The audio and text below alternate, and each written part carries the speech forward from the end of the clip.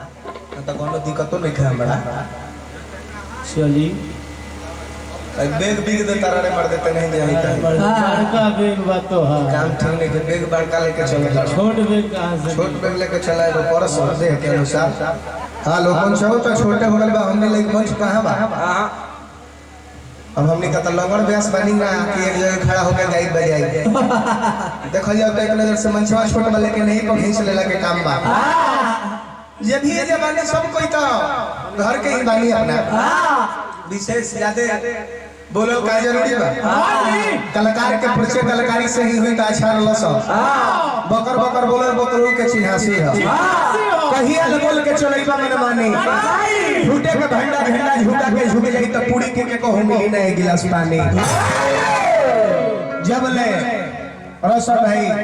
हेन ध्यान दा अब देखो अब अपना में मत लड़ो लो ज्यादा संग कहते के मर्दवा डंडा से मारे चलो इज्जत में ही आपस में लड़ाई करे के काम नहीं करे जितना भचर भचर तू बोल रहा उतना नहीं हो बोलता तो काम हो जाए काम हो जाए लेकिन तू जब ले बोलबो ना तब ले तारा पेट के पानी ना पचो कहो तारे नाचे गावे पूरे दानो करे दुनिया रखे ना अजीत भैया बात सही बा शंकर भैया बात सही बा हम मदद तनी बात कर ले तनी तारा तारा बात के लिए जाता तारा बात के लिए हम नाचे गावे पूरे दानो करे दुनिया रखे मां देखा कहल गया म्यूजिक ही मेंटल पेस्ट में संगीत मनुष्य को मानसिक शांति देती है लेकिन संगीत संगीत जैसा होकर के चाहिए उसको हम कहा 0194 के ड्राइवर गाड़ी के पास चल जाइए अरे जाइए यार चलिए हमारे रुआ काम में जात होगा तो चल गए लगे काम बा तो देखो रसो नहीं नाच नाच ऐसा नहीं तो ठीक कर लो सो नाचा तारा बढ़िया बात हां कह करे कि गायत्री बाबा के तरह न चले हां धोतिया के धोला दरिया नरिया नरिया ये अपन दिखा देले हां हमरा के कहत रहे कि जब खड़ा होई है हां तो बुझाइबे ना करे के कोनो गाय के कलाकार दुगो लगावता कि कोनो बैंड में लवंडिया के उतर गइल देखिए सबसे पहिल का बात अजीत भैया कलाकार तू हवा हम होई भाई नाचे वाला काम तोहरो बा नाचे वाला काम हमरो बा बोले बा तो नाच पर प्रतिबंध लगावल तहारी दायित्व नहीं खबर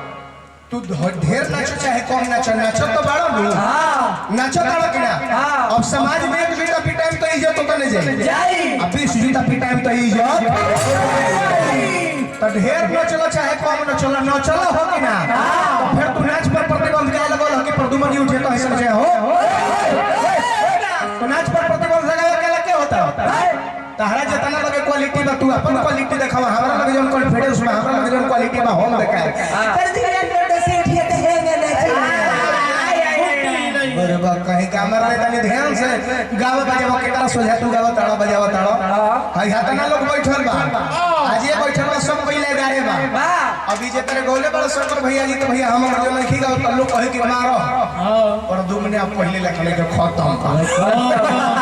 तो हम लोग से गोराई लेवे चाहते नहीं इनकर जवाब दी ही की रहे दिया ना सब कोई कही तो देबे तो ना दे कहे से कि श्रोते के मन से हम कहीं लगे ले जा तो कल बनी श्रोते समाज के मन से हाथना लोग जीतो बनाए का पुरन का चाचा दादा जी भी माने सब कोई से राय लेवे चाहते इनकर जवाब दी की रहे दे तो तनी जे जहां बैठल बा सब कोई हाथ उठा के ताली बजा के वो बेटा भाई भतीजा के सब कोई आशीर्वाद देवे आप तनी आओ तो मिजाज में ही जैसे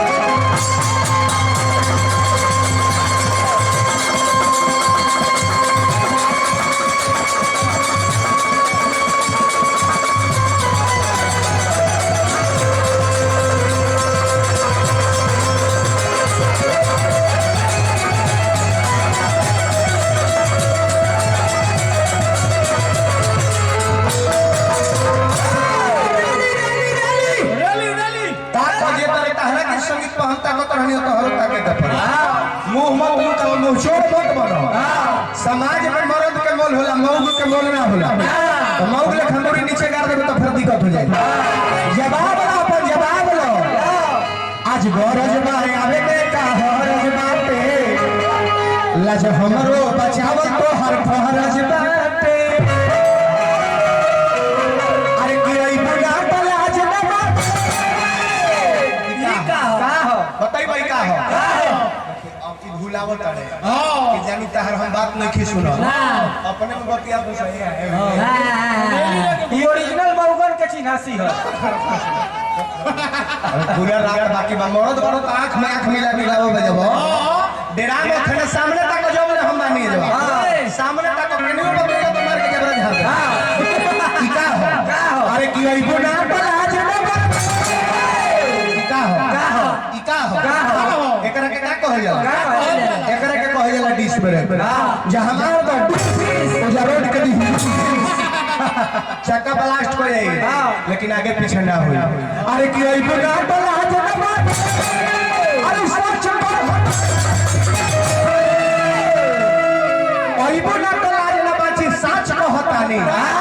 और जी पमारा जी देखावा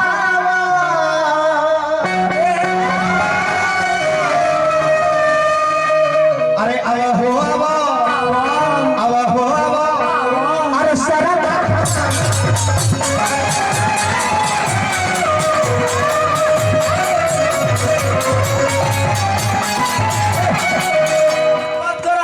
अच्छा ई हो नाच तार रहे हमरा इहो हां हम खड़ा भइनी हम खड़ा भइनी अभी भैया ना नो ना लेकिन ई काहे खड़ा भइले काहे खड़ा भइले नेउता पहले बार तो ध्यान दो ओनियो से नेउता आई ओनियो से नेउता आई तू 150 पहले बार त हमार फर्ज बन के तारा मुंह ऊपर चढ़ा के हम 300 में धराई नेउता एकरा के कहल जाला जे देवेला ओकरा के देवता कहल जाला जे लेवेला ओकरा के लेवता कहल जाला दोनों के बीच से जौन आवेला जाला ओकरे के असली नेवता कहल ई काहे खराब होइले हम बता दी रोवेलो के जानकारी ना बताई इनका पाछवा एगो कीड़ा मरल बा के जिंदा कीड़ा जिंदा औ कीड़वा जो इससे कहेला ये औसर से करेला हम नाचत गइनी है पीछवा से इनकर कीड़वा कहता उठ रसन उठ आई ना उठते तो वही से कुछ से काट ली हालांकि छोट कीड़ा मर जाए